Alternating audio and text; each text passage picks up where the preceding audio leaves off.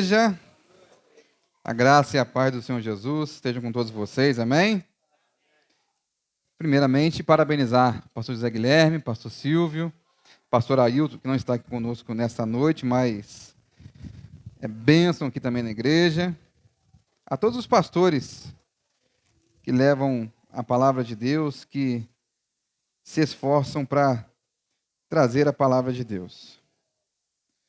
Eu peço que você, por favor, abra sua Bíblia no livro de Êxodo, segundo livro da Bíblia, Êxodo. Nós leremos do capítulo 18, do verso 1, é um texto longo, até o verso de número 24. Êxodo, capítulo 18, nós leremos do verso 1 ao verso de número 24.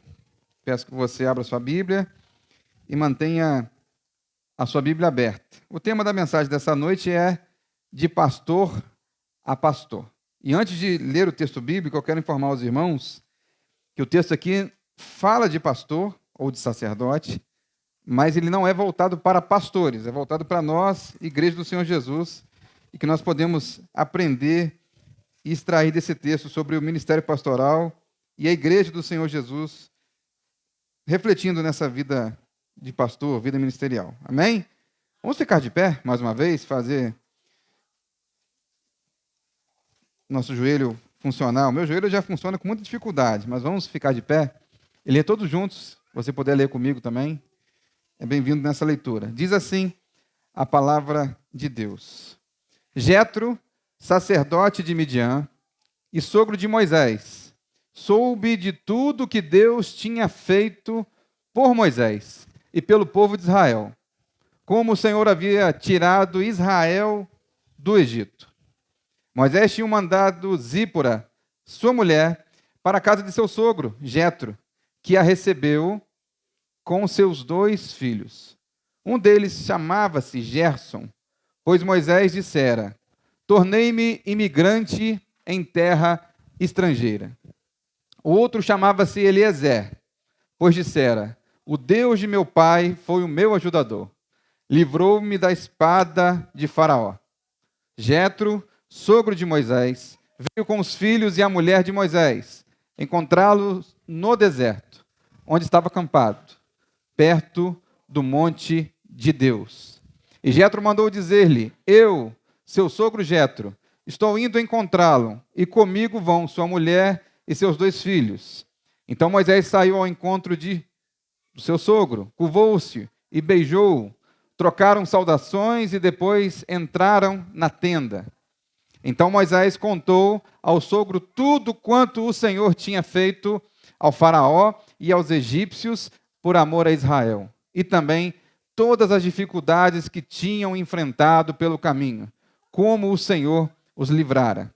Jetro alegrou-se ao ouvir todas as coisas boas que o Senhor tinha feito a Israel, libertando das mãos dos egípcios. Disse ele: bendito seja o Senhor, que libertou vocês das mãos dos egípcios e do faraó, que livrou o povo das mãos dos egípcios. Agora sei que o Senhor é maior que todos os outros deuses, pois ele os superou exatamente naquilo de que se vangloriavam. Então Jetro, sogro de Moisés, ofereceu um holocausto e sacrifícios a Deus. E Arão veio com todas as autoridades de Israel para comerem com o sogro de Moisés na presença de Deus. No dia seguinte, Moisés assentou-se para julgar as questões do povo, e este permaneceu em pé diante dele desde a manhã até o cair da tarde. Quando seu sogro viu tudo o que ele estava fazendo pelo povo, disse: que é que você está fazendo? Porque só você se assenta para julgar, e todo este povo espera em pé, desde a manhã até o cair da tarde. Moisés lhe respondeu: o povo me procura para que eu consulte a Deus. Toda vez que alguém tem uma questão, esta me é trazida, e eu decido entre as partes, e ensino-lhes os decretos e leis de Deus. Respondeu o sogro de Moisés: o que você está fazendo não é bom. Você e seu povo ficarão esgotados. Vocês ficarão esgotados, pois essa tarefa é pesada demais. Você não pode executá-la sozinha. Agora ouça o meu conselho, e que Deus esteja com você. Seja você o representante do povo diante de Deus e leve a Deus as suas questões. Oriente-os quanto aos decretos e leis, mostrando-lhes como devem viver e o que devem fazer. Mas escolha dentre todo o povo homens capazes, tementes a Deus, dignos de confiança e inimigos do ganho desonesto. Estabeleça-os como chefes de 1.000, de 100, de 50 e de 10. Eles estarão sempre à disposição do povo para julgar as questões. Trarão a você apenas as questões difíceis. As mais simples decidirão sozinhos. Isso tornará mais leve o seu fardo, porque eles o dividirão com você. Se você assim fizer, se assim Deus ordenar, você será capaz de suportar as dificuldades, e todo este povo voltará para casa satisfeito. Verso 24. Moisés aceitou o conselho do sogro e fez tudo como ele tinha sugerido. Podemos assentar, meus irmãos?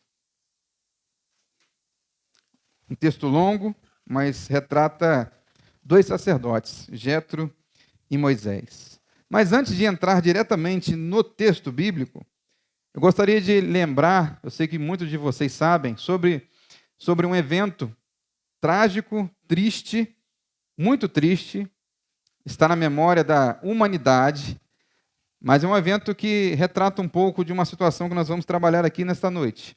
Este evento foi chamado de Holocausto.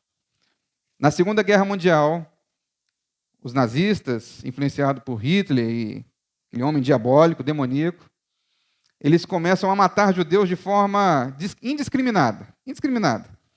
Pegam famílias inteiras e matam. E a prática de matar, ou a forma de se matar aqueles judeus, era através de disparo de arma de fogo. Mas então, alguns psicólogos da época, já do exército nazista, começaram a perceber que os soldados alemães que matavam com arma de fogo pessoas inocentes começaram a ter diversos problemas psicológicos. É claro que um assassinato de uma pessoa, mesmo em caso de guerra, não é algo comum e simples. O soldado não vai sair ileso, com a sua mente ilesa em relação a isso. Mas quando se mata uma pessoa que é inocente, que está rendida, que não tem nenhuma culpa do que está acontecendo, eu creio que na mente de um soldado isso seria muito mais complicado. Mesmo que, através da sua doutrinação ou da doutrinação do partido nazista, ele entendesse que aquilo era algo necessário a se fazer. Mas os soldados começaram a ficar psicologicamente abalados em relação a isso. Então, existe a chamada solução final, que é levar os judeus para os campos de concentração. E os campos de concentração, prioritariamente, eram para fazer que eles trabalhassem de forma forçada, ou seja, trabalhassem mais, com pouca comida, mas, de fato, e depois foi comprovado, que a ideia era eliminar todos os judeus nas câmaras de gás.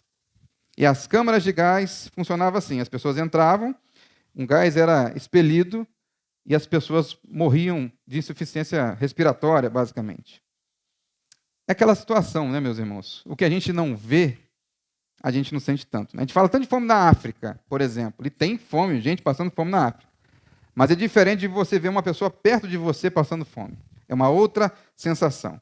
E ao falar desse episódio aterrorizador, que nós devemos lembrar e nunca se esquecer para que nós não cometamos mais esse crime enquanto humanidade, lembro também de uma situação que os soldados americanos, tem até uma série muito boa, eu gosto muito de assistir, já assisti repetidamente, minha esposa de vez em quando me pega lá assistindo essa série aí, fala, de novo? Estou vendo. Que é uma série chamada Band of Brothers, Bando de Irmãos, ou Grupo de Irmãos, que conta a história do exército americano, particularmente dos paraquedistas norte-americanos, desde a sua formação até o final da Segunda Guerra Mundial. E tem um episódio, o episódio 8, se eu não me engano, que eles começam a chegar nos campos de concentração. O exército nazista já está debandando, saindo, voltando para a Alemanha, fugindo da guerra. Eles encontram pessoas em estado deploráveis, com que essa barriguinha não tem como explicar, né? Mas as pessoas estavam deploráveis, com muita fome, muita, mas muita fome. E a reação natural de qualquer ser humano que ama o próximo, natural, é pegar imediatamente e oferecer comida para essas pessoas. E os soldados assim fizeram, entregaram comida, tudo que tinham, até a água. Pensaram assim, olha, se a gente passar sede não tem problema, se a gente passar fome não tem problema, mas a gente vai alimentar essas pessoas. E aí aconteceu algo ruim pelo ato que eles fizeram. Porque foi comprovado naquele tempo e depois disso, nutritivamente, que uma pessoa que está no estado de fome severa há muitos dias, você não pode dar imediatamente alimento para ela. Você tem que começar com soro, um alimento bem leve, porque isso foi a causa de morte de muitos judeus, a alimentação. Aí você pensa assim, um gesto muito bom, muito legal, muito interessante, mas tiveram um efeito colateral. Às vezes, atitudes boas que a gente faz pode refletir nisso. Da mesma forma, meus irmãos, a igreja, eu não gostaria de comparar e diminuir o holocausto, mas todos nós que estamos aqui nessa noite, todos nós, sem tirar nem pôr, estamos na condição de miseráveis pecadores. Estamos sedentos da graça de Deus, sedentos para o alimento espiritual que vem da parte de Deus. Nós não sairíamos domingo à noite, um domingo um pouco frio, das nossas casas, do conforto de nossas casas, se nós não viéssemos aqui para buscar alimento espiritual, renovo espiritual, essa realimentação espiritual. E a igreja é um bando de famintos, de sedentos, que precisam de Deus, que precisam da graça de Deus, de precisam estar sendo alimentados todos os dias, pela palavra de Deus, pela comunhão dos irmãos e por essa continuidade.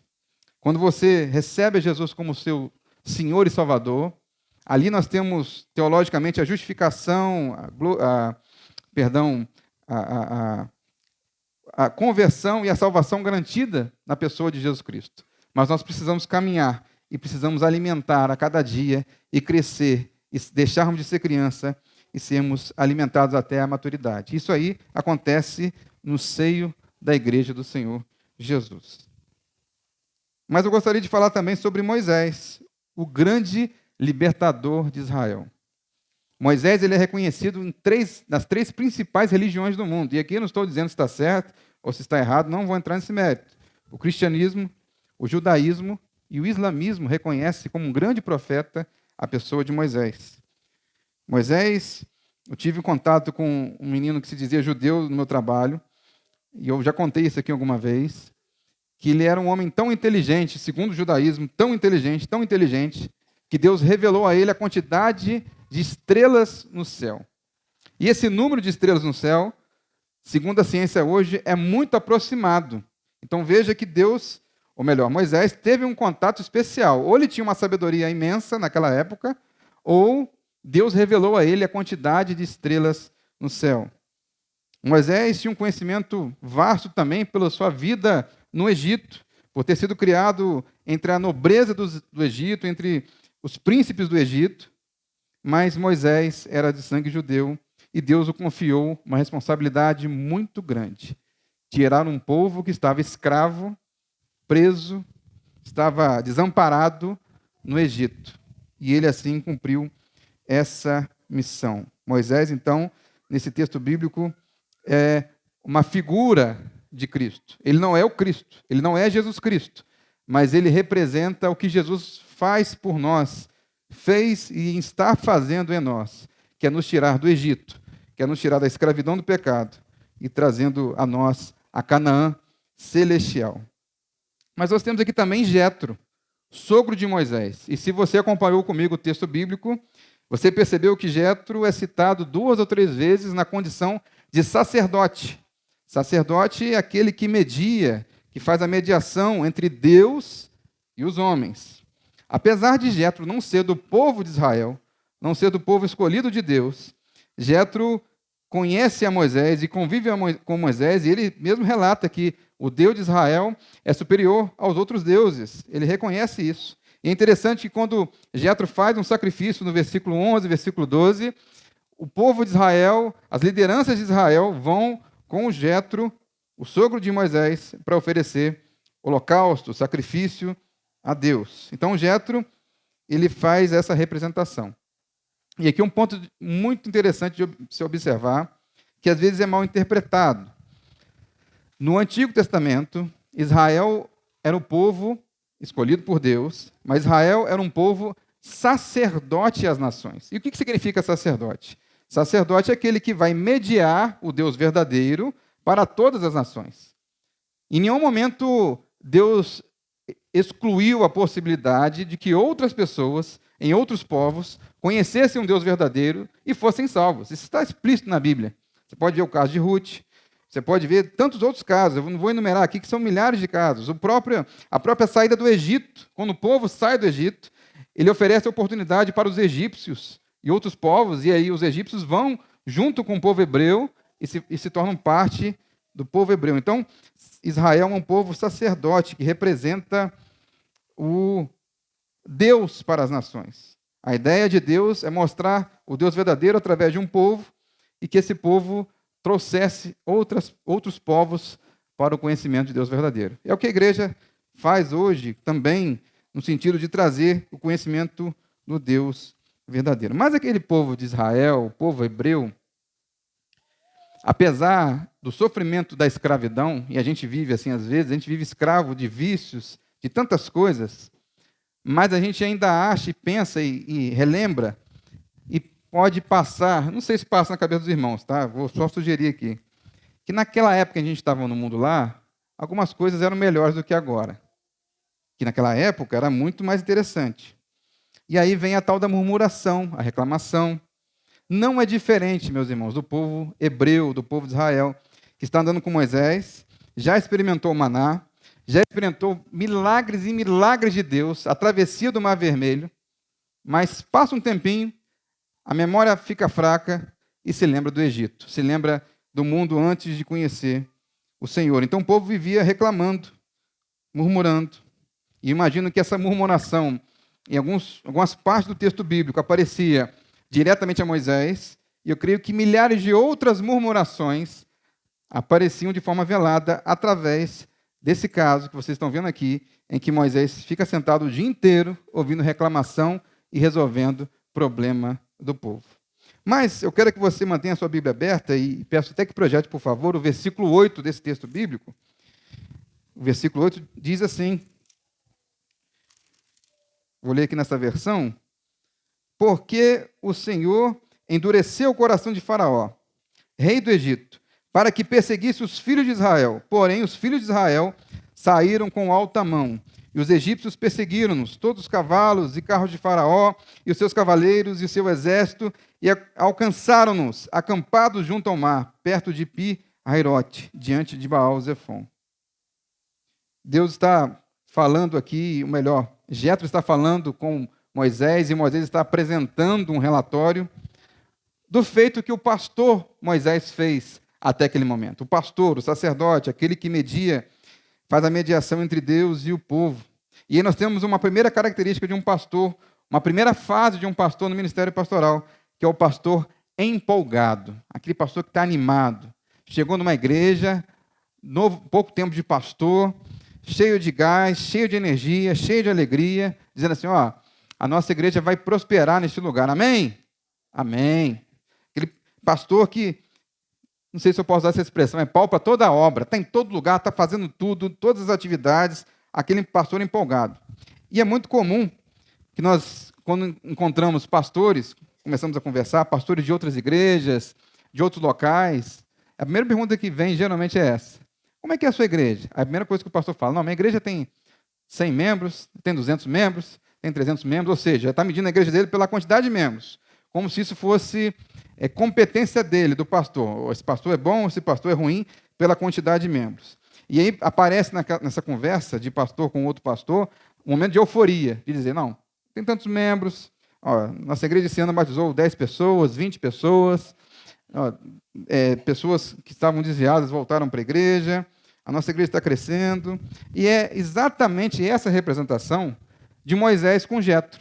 Moisés está colocando o povo de Israel lá em cima. Ó, Jetro, você não sabe, você ficou afastado de mim, mas ó, Deus operou as 10 pragas no Egito através do meu ministério pastoral. Olha, Jétro, Deus trouxe o maná, o povo estava com fome, caiu o pão do céu. Sabe o que é isso? Eu consegui falar com Deus e Deus trouxe pão do céu que caiu e nós pegamos e comemos o pão na medida exata. Deus tem feito através de mim um ministério pastoral frutífero, abençoado, maravilhoso. E não está errado, meus irmãos. Não está errado nem um pouco o que Moisés está falando. Mas é o primeiro estágio da vida de um pastor com uma igreja. O primeiro relacionamento de um pastor com a igreja. Aquele relacionamento de amor, de carinho, o que nós chamamos até de primeiro amor, às vezes, quando nós temos um novo convertido. Aquela alegria, aquela empolgação. E nós, como igreja, devemos ter essa mesma empolgação de Moisés. De chegarmos no mundo lá fora e dizer, não, nossa igreja é abençoada. Ih, nossa igreja está crescendo, está fazendo um templo novo, o pastor lá é abençoado, o pastor lá está trabalhando dia e noite para que as coisas aconteçam de forma honesta, de forma correta. Nosso pastor é bênção. E aqui nós tiramos a primeira lição da vida do pastor Moisés, que é ser grato pelo que Deus tem feito. O pastor Moisés está cercado de gente murmuradora, cercado por todos os lados, gente que murmura, o tempo todo reclamando. O cara que recebe pão do céu é o mesmo camarada que reclama do gosto do maná, que reclama da comida, que reclama da água, que reclama do deserto, dos calçados do deserto, que no Egito tinha um calçado melhor, no Egito tinha carne, e assim por diante. Mas, primeira lição de Moisés, seja grato pelo que Deus tem feito. Essa é o ápice do ministério pastoral, aquele pastor empolgado, alegre, feliz. Mas também nós temos um período pastoral de Moisés que já logo muda de cena. Na mesma conversa, o próprio Jétro percebe na vida de Moisés, que é o pastor exausto, verso 17 e verso 18. E aí assim, diz assim, eis que... Estou lendo aqui o 14, vamos lá, o 18. 18, verso 17. Diz assim, o sogro de Moisés, porém, lhe disse, não é bom o que fazes, totalmente desfalecerás, assim tu, como este povo que está contigo, porque este negócio é muito difícil para ti, tu só não podes fazer. Você e seu povo estão esgotados, ou ficarão esgotados, pois a tarefa é pesada demais. Você não pode executá-la sozinho. Meus amados irmãos, Moisés era um pastor de uma igreja. O número varia, mas vamos dizer milhares de pessoas ou milhões de pessoas, cerca de 2 milhões de pessoas caminhando num deserto, um deserto inóspito, sem recurso, nem financeiro, recurso material. Eu imagino o cansaço que Moisés estava enfrentando naquele momento, de ficar o dia inteiro, ao invés de ter um momento para poder ler a palavra de Deus, ao invés de ter um momento com a sua família. E ele fala desse esgotamento pastoral, que o Jétro, que é um sacerdote, que é um pastor muito mais antigo, muito mais experimentado, fala para Moisés, Moisés, tem um negócio errado aí, você precisa rever um pouco o seu ministério pastoral. Existe um artigo de um pastor, Sérgio Duzilek, de 2022, que ele fala algumas questões que o pastor passa durante a caminhada ministerial. A primeira dificuldade de um pastor que ele enfrenta é a crítica. A crítica.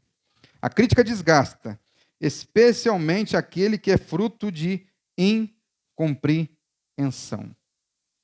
Aqui, em alguns momentos, na presença do pastor Silva, na ausência dele, eu sempre deixei aberto aos irmãos para que viessem falar e propor e trazer algo de construtivo para a igreja. Falar sobre questões estruturais, questões até doutrinárias, é muito bem-vindo. Eu tenho certeza que tanto eu quanto o pastor Silvio e os outros pastores estarão abertos a ouvi-lo quando você vem para trazer algo a contribuir.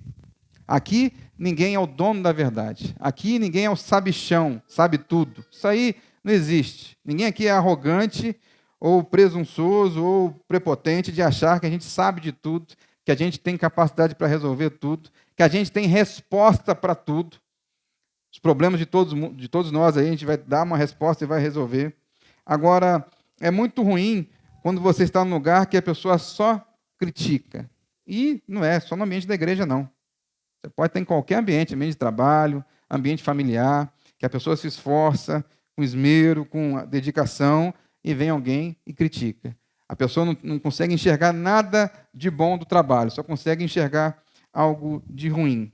Essa crítica desgasta o pastor, o líder, qualquer pessoa que está envolvido em qualquer atividade, principalmente na igreja. Mas também, algo que acontece com o pastor é a falta de descanso programado. Isso aqui eu estou replicando o que esse pastor Sérgio Duzilek fez num artigo em 2022. Ele diz assim: há pastores que não respeitam sua folga semanal, necessária para recarregar suas baterias. Há muitos irmãos que também não respeitam essa folga, esperando um problema agudizar, explodir, para então chamar o pastor. Parte culpa do pastor, parte culpa da igreja, que não entende que o pastor é um ser humano, o pastor não é uma máquina, o pastor não é um robô, o pastor é feito de carne e de osso, de mente, de coração. O pastor fica doente, o pastor fica cansado, o pastor fica triste. O pastor é ser humano. Eu vejo com um pouco de dificuldade quando as pessoas fazem a interpretação de Apocalipse, quando eles dizem é um anjo da igreja, e na minha interpretação, eu posso estar até discordando de você, se você pode pensar diferente de mim. A ideia de anjo ali não é um ser espiritual. O pastor é um anjo, um ser espiritual, divinizado, como se o pastor já estivesse no limite entre a carne e um espírito de luz, algo do tipo. O anjo ali em Apocalipse, a palavra no original, ângelos, é mensageiro. E aí sim, o pastor tem essa tarefa de ser o mensageiro da igreja, de trazer a palavra de Deus, e nisso ele é líder, de trazer a boa doutrina, a doutrina correta, a doutrina ortodoxa. É nisso que o pastor ele se considera um anjo. Essa é a minha visão. Vou trazer aqui também para vocês, meus irmãos, um caso de um pastor muito conhecido no meio batista, muito conhecido. Bem idoso já, eu creio que está entre 80 e 90 anos de idade. Muito conhecido, um pastor que fala 5 idiomas, uma vida acadêmica excepcional, pastor de igreja, aquele pastor mesmo que estava lá, não era só pastor de gabinete, labutando, trabalhando, mas o nome dele é pastor Irlan, muito conhecido no meio batista. E aí ele conta, e hoje, com a sua experiência, talvez com a experiência de Jetro, o sogro de Moisés, ele conta dos desafios e dos erros que ele cometeu no ministério pastoral. Ele abriu um coração em um determinado momento, numa pregação. Ele conta o caso da relação dele com o filho dele. Isso me chamou muita atenção. O filho dele, em alguns momentos, chegou a sentar na porta do gabinete pastoral, querendo conversar com o pai. E o pai não podia atendê-lo, uma casa grande que ele morava, igreja grande, porque ele estava preparando um sermão, estava na atividade, era um pastor muito concorrido no meio cristão, pregava no Brasil, fora do Brasil, e ele não tinha tempo para falar com o filho dele. Chegou um exato momento, segundo ele conta na história dele, que o filho falou assim: pai, hoje nós estamos em junho, por exemplo, em setembro, dia 16 de setembro, eu tenho um jogo de futebol e eu gostaria muito que o senhor fosse. Marca na agenda do senhor aí, vê se o senhor vai. Ele conta assim, tá, meus amigos? É desse jeito que ele está contando. Só estou parafraseando algumas datas aqui, mas é nesse jeito. E aí, ele marcou na agenda, 15 de setembro, 9 horas da manhã, no campo de futebol, eu tenho que estar lá para ver meu filho. E aí, meia hora antes do compromisso, ligou um diácono da igreja, com um problema sério para resolver, um problema que só o pastor Erlan poderia resolver. E ele ficou com aquilo na cabeça, como pastor de igreja, pastor que se sacrifica pela igreja, foi em direção ao diácono e descobriu que o problema do diácono era a questão mais, eu ia usar um adjetivo até forte aqui, mais insignificante possível. Não tinha urgência nenhuma. E o filho dele lá, tinha marcado na agenda dele um dia com o pai, não conseguiu estar com o pai, porque tinha um diácono que era incompreensivo na sua igreja, que não sabia que o pastor tem limites. É o caso desse filho de pastor. Mas também um outro ponto que ele fala é que o excesso de demanda também cansa. Excesso de demanda. Eu, antes de estar sendo ordenado pastor e antes de viver numa igreja como a Igreja Batista da Capelinha, eu tinha uma visão sobre igreja. E creio que os irmãos, alguns podem ter sobre igreja, e é extremamente plausível e correto que os irmãos tenham essa visão da igreja. Não é problema nenhum. Mas eu mudei essa visão depois que eu comecei a conviver e acompanhar a vida de uma igreja de perto. Às vezes a gente chega numa igreja e vê uma igreja grande ou pequena, e chega lá, vê um camarada pregando, vê um grupo de louvor cantando, e tudo fazendo com maestria, com excelência, da melhor forma possível, e você vê aquela mensagem abençoada, e você acha que aquilo tudo sai atrás da orelha. O pastor chega assim, fala, Deus, fala comigo. E aí sai a mensagem. Não é assim, meus irmãos. O pastor trabalha durante a semana, estudando a Bíblia, lendo a Bíblia, e às vezes até mais de uma semana. Então, são demandas que também cansam. Tem a visita pastoral. A visita pastoral que ele faz para uma pessoa, a outra pessoa não vê. Mas, das vezes, a pessoa não sabe. Pastor que não fica fazendo um relatório de quantas visitas ele fez durante a semana. Mas, se você procurar saber, são muitas. Muitas visitas ordinárias que estão programadas e muitas visitas extraordinárias. Orar por um doente e assim por diante. O excesso de demanda também cansa.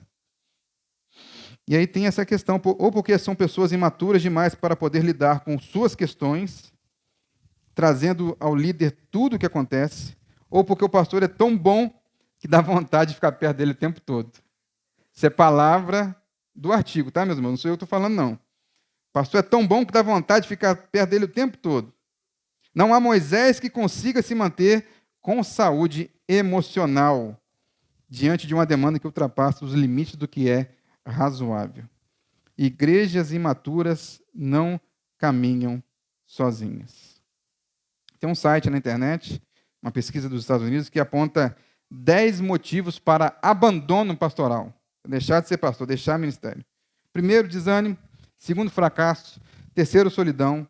Quarto, falhas morais. Quinto, pressão financeira. Sexto, raiva. Esgotamento. Saúde física. Casamento. Excesso de ocupação ou dedicação. Não aprendem a dizer não. E eu quero, nesta noite, mais uma vez, pedir a você, já foi declarado aqui, através do teatro das crianças reunidas, aprenda a amar, compreender e respeitar o seu pastor. Não estou aqui ganhando um dinheiro extra, ou não estou aqui a convite, olha, fala sobre isso hoje. Não, eu entendi da parte de Deus que deveria falar sobre esse assunto, porque ele é muito relevante. Um pastor começa empolgado, um pastor começa depois a ficar exausto, porque a congregação entende que tudo tem que passar por ele. Esse mesmo pastor Irlan, meus irmãos, esse Irlan de Azevedo aqui, tem uma lição que eu aprendi com ele e eu adotei para a minha vida, porque eu compartilho da mesma visão doutrinária dele. Quando uma pessoa agora chega para mim e fala assim, pastor, ora por mim. Amém, meus irmãos. Nós vamos orar juntos. Porque a minha oração não tem nada, eu não tenho mais intimidade, posso até ter um momento de comunhão a mais do que outra pessoa, mas a minha oração não é melhor do que a oração de um justo servo de Deus. Então, esse pastor não ensinou que quando alguém pede oração para você, a primeira coisa que ele pergunta é, você já está orando, minha irmã? Você já está orando, meu irmão, por essa causa? Então, nós vamos nos unir como igreja do Senhor Jesus e vamos orar juntos. Então, Moisés está ali, nesse momento de dificuldade, está ali, ó, labutando, suando a camisa, mas aí encontra com um sogro abençoado, um sogro que é sacerdote, passou pelas mesmas dificuldades de Moisés. Então, no verso 22, ele vê o pastor que é ajudado. Peço para que projetar no verso 22, por favor, mais 4 versículos. E diz assim, eles estarão sempre à disposição do povo para julgar as questões. Trarão a você apenas as questões difíceis. As mais simples decidirão sozinhos. Isso tornará mais leve o seu fardo, o seu peso, porque eles o dividirão com você. Verso 20, o propósito do ministério pastoral. Por favor, verso 20. Oriente-os quanto aos decretos e leis, palavra, Bíblia, lei do Antigo Testamento, palavra de Deus, mostrando-lhes como devem viver e o que devem fazer. O propósito do ministério pastoral é Bíblia, mostrar doutrina. É muito complicado quando a igreja não compreende essa questão, de achar que o pastor tem que fazer de tudo e esquecer de que o pastor, o propósito dele aqui na igreja inicial, principal, primordial, é pregar a palavra de Deus. Pregar a palavra de Deus. Se eu fosse convidado para nesse convite do pastor aí, eu perguntaria, quanto tempo eu teria para poder estudar a Bíblia? Quanto tempo eu teria para poder me dedicar e a igreja me cederia espaço, me pagaria por isso, para pregar a palavra de Deus e para estudar, para chegar aqui e falar da palavra de Deus. Porque preparação não é só apenas conhecimento teológico, que é bom, é válido, mas é vida de oração, vida de santidade, vida de dedicação. Então, ali, oriente Moisés, você que é o pastor, oriente Moisés nos decretos e na lei, na doutrina, na palavra correta. Ensine-os a andar no caminho correto. E para isso, o pastor precisa pregar a palavra de Deus. Infelizmente, em alguns lugares, o ministério pastoral está cada vez mais difícil, porque os pastores, tentando agradar as pessoas, tentando agradar a uma determinada igreja, fazem atividades e fazem cultos e fazem reuniões e fazem algo mirabolantes, né? Faz malabarismo, mas esquece de pregar a palavra de Deus. Nós temos visto na igreja evangélica brasileira um declínio muito grande da pregação da palavra de Deus. Pastores que estão deixando a palavra em segundo plano. E vocês estão vendo o reflexo que está acontecendo na igreja de hoje. Eu não preciso mostrar para vocês. Mas o propósito do ministério pastoral é pregar a palavra de Deus. Tem uma certa ilustração, que eu já trouxe aqui também, que é do pastor na sua casa e um membro da sua igreja passando em frente à sua casa. E aí ele consegue ver pela janela o pastor pregando, melhor, o pastor estudando a Bíblia lá, e o membro da igreja fica olhando o pastor, e aí chama, pastor, aí ele, oi, pois não, você está no seu momento de descanso? O pastor, não, agora eu estou trabalhando. Aí aquele irmão da igreja foi embora, seguiu o seu caminho, foi na rua fazer umas compras, mais tarde ele volta e passa no mesmo lugar e vê o pastor jogando água no jardim.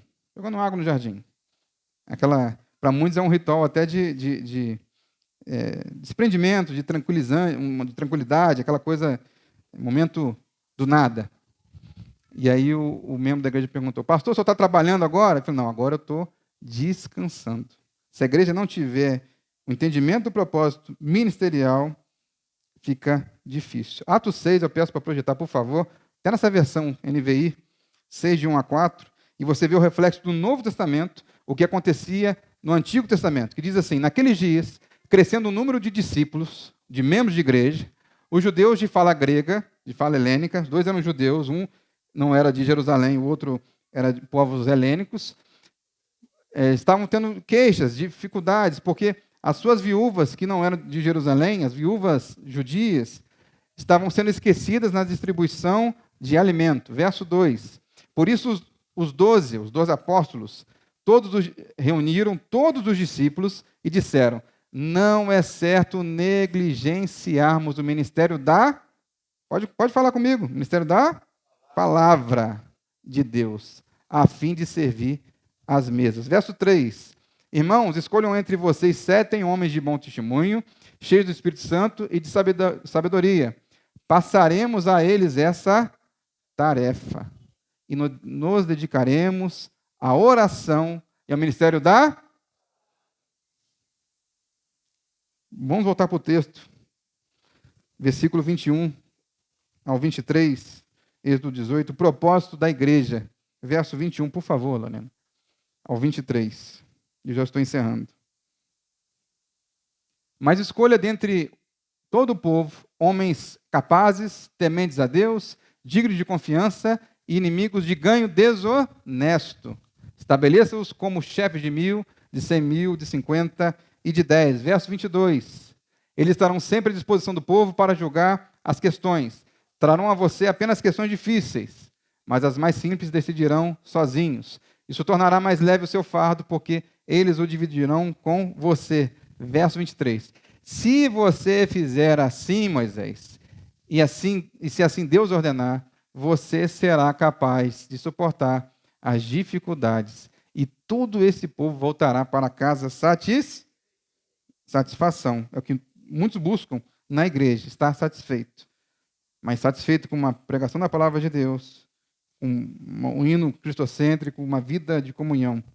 Então, a tarefa não é só do pastor, é de toda a igreja.